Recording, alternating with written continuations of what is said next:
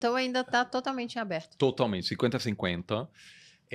O Trump tem uma grande vantagem que é a seguinte: nós temos uma série de vantagens. Em primeiro lugar, ele provavelmente não terá que ganhar o voto popular. Por quê? Porque a distribuição é de tal forma que o número maior de eleitores democratas está em estados que vão para os republicanos. Então, tem um número considerável de eleitores democratas no Texas, que é um estado muito populoso. Só que esses votos acabam não contando. Por quê? Porque 100% dos representantes texanos do colégio eleitoral serão republicanos. Então, são, por exemplo, 35% dos texanos vão votar nos democratas. Só para ver se eu entendi, e até para o pessoal de casa também estar na mesma página, vamos pegar o Texas como exemplo. Vamos supor que eles tenham 50 delegados eleitorais. Isso. Aí lá o pessoal vota no delegado e o delegado depois vai para republicano, democrata ou eventualmente algum outro partido. Mas como no estado é winner takes all, ou seja, Isso. o vencedor leva tudo, se tem 50 delegados, Boludinha, e 26 são republicanos e os outros têm Já democrata e tem um que é independente, não conta nada. É como se os Exato. 50 fossem para os Exato. republicanos. Tem 30 milhões de habitantes no Texas. Vamos supor que 22 milhões de eleitores, nem todo mundo participa das eleições, então provavelmente 15 milhões vão votar nos republicanos e vamos supor que fictício, né? E 5 milhões nos democratas. Esses 5 milhões acabam não contando enquanto os democratas geralmente levam estados onde eles vencem com a margem maior. E isso produz uma situação estranha em que a Kamala Harris muito bem e provavelmente vai vencer o voto popular. Mas ela teria que vencer o voto popular por uma margem maior de 3 ou 4% para ganhar no colégio eleitoral também. Agora, tem gente que fala, isso não é democrático, não sei o quê, ou isso é ruim para os democratas, mas é meio que uma coincidência, não foi feito assim pensando nos republicanos, são regras eleitorais de 200 anos atrás. Muito antigas.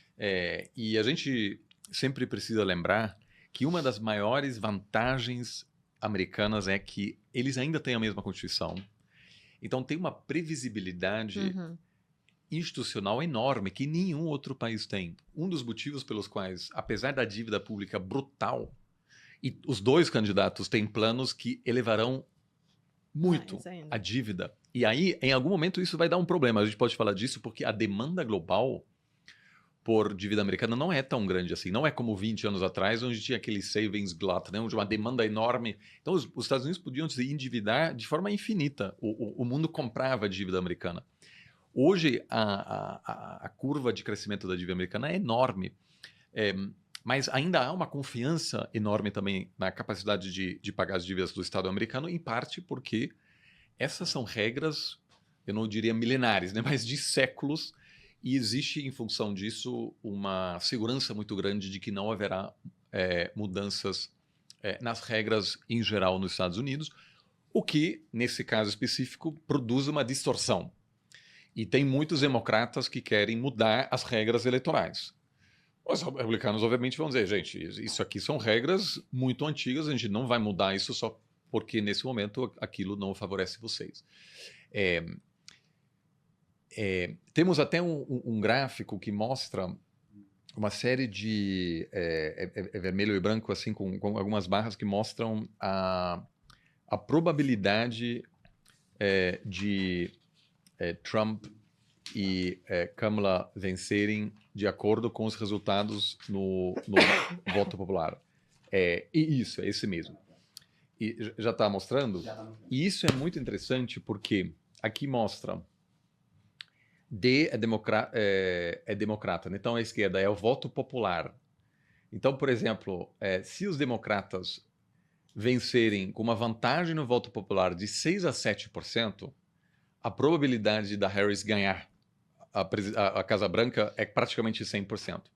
Mas se você vai para 2 a 3%, você vê que a Kamala Harris vencendo o voto popular com uma margem de 2 a 3%, a probabilidade dela ser a próxima presidente é só 56%. Né? E se ela vence com uma vantagem de apenas 1 a 2%, o Trump está praticamente eleito. Que foi justamente o cenário de 2016, quando a Hillary Sim. ganhou do Trump. Teve Isso. mais votos, acho que uns quase 3 milhões a mais de votos, Isso. e mesmo assim o Trump foi presidente. E, na verdade, mais recentemente, isso tem se agravado, porque o último presidente, o último candidato republicano a vencer o voto popular foi o George Bush em 2004. Desde então, os democratas venceram todos os votos populares, mas em numerosos casos, como foi o caso da eleição de Trump, não teve impacto, né? Ou seja, nesse caso especificamente. Então, isso também é importante porque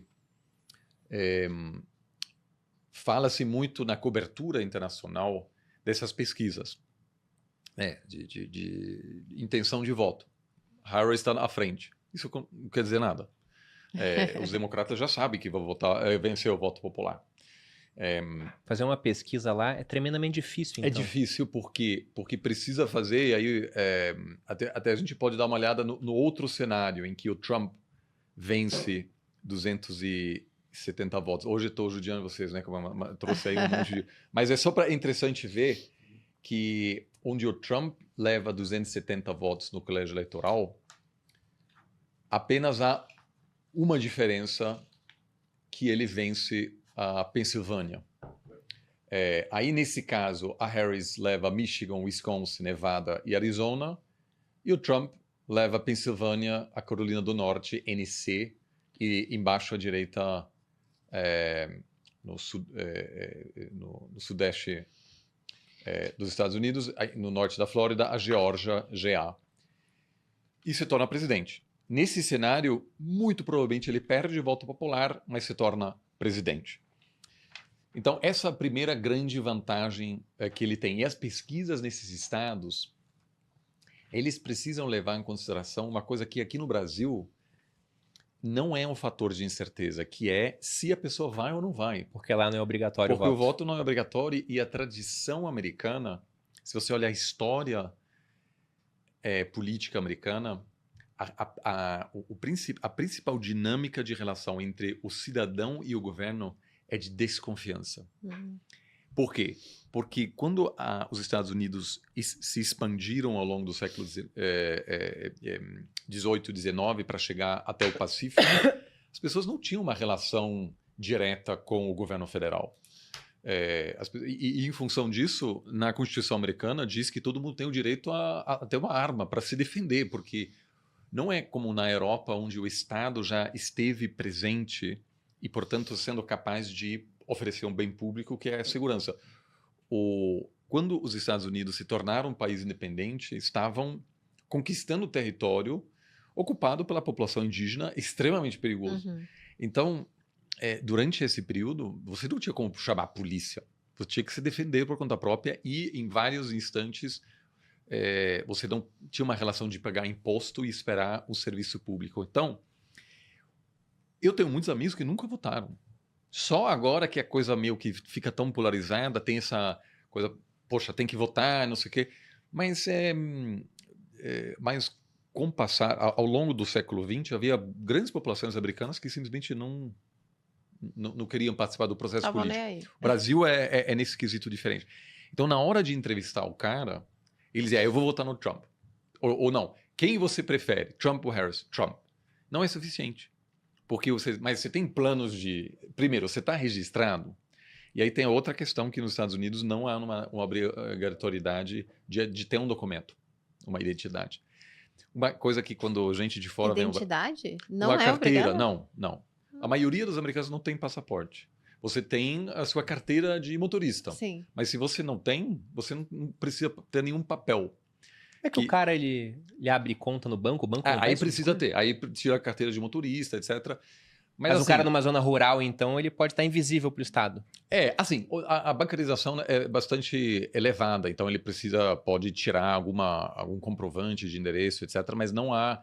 Nenhum americano carrega necessariamente um documento, etc. Porque também não tem essa tradição de você ser separado e ter que se identificar. Entendi. Né? E até é interessante para estrangeiros que chegam aqui no Brasil, frequentemente alguém te pergunta na hora de entrar no prédio, ou sei Seu lá, você tem que falar seu RG, seu RG ou seu CPF. E as pessoas não têm costume. Uhum. E aí é muito comum as pessoas, poxa, não faço a menor ideia. Não conheço o número do meu RG, não sei. Nunca tem que apresentar, Aham. né? Então você precisa entender a probabilidade da pessoa ir. E aí tem outra questão, que a eleição é numa terça-feira, sempre. Isso também tem sido assim há 200 anos. E é um dia de trabalho. E então aí? não é um dia, Não. um fim de semana para o cara poder votar. Então, assim, agora pode antecipar, etc. Mas, assim, não é como um domingo, o Brasil inteiro se mobiliza, vai votar, etc. Então, assim, se faz muito frio no dia da eleição, Se tem chover, gente que fala assim, menos gente. gente vai. Deixa quieto, não Entendeu? fala não. Então, tem isso. Então, você precisa, basicamente, fazer 7 pesquisas nos estados-chave. E é meio loucura, mas quem vai decidir essa eleição são em torno de 100 mil pessoas. Esses vão determinar, porque são eleitores indecisos em estados pêndulo. Não adianta você ser um eleitor indeciso na Califórnia. Tanto faz. Tá nem aí. E tem sempre pessoas dizendo, cara, se você quer que o Trump vença, tem uma solução muito simples. Você leva 1 milhão de eleitores do Trump da Califórnia, tira de lá, que o voto deles não vale nada, e muda para uma série de estados que estão concorridos. Você leva eles para a Pensilvânia. E eles moram lá. Você registram lá, votam lá. Aí você vira a Pensilvânia e você vence a eleição. E, obviamente, os democratas sempre dizem, cara, vamos tirar alguns democratas do Texas, que o voto deles não vale nada, e mudar eles para a Geórgia, para alguns estados competitivos, que lá faz toda a diferença. Então, assim, obviamente... É uma brincadeira, porque não dá para você fazer isso, né? muito difícil. Assim, você tem que gastar muito dinheiro para convencer 1 milhão de pessoas a se mudarem de estado. Eu só digo assim, essa brincadeira reflete um pouco porque é tão difícil prever o que vai acontecer.